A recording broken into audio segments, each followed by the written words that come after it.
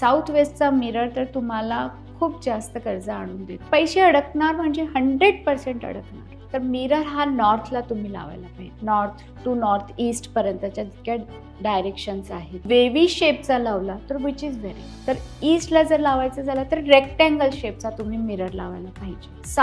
South of south west इथे mirror नाही लावायचं. आणि जर आता वेस्टला आलो तर वेस्टला मिरर लावायचं झालं तुम्हाला एक्झॅक्ट वेस्टला तर तुम्ही सर्कल मिरर लावायचा. अच्छा. आता एक क्वेश्चन येतो की मग आता माझा तर नॉर्थ हॉलमध्ये येतो तर मी काय हॉलमध्ये जाऊ रेडी व्हायला.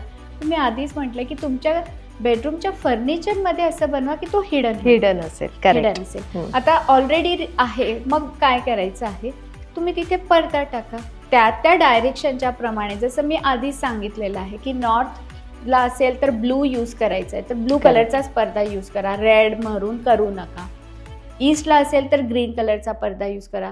साऊथ साईडला असेल south east south of south ईस्टला असेल तर रेड यूज करू शकता तुम्ही. आणि वेस्ट साईडला असेल तर व्हाईट और ग्रे यूज करायचं आहे.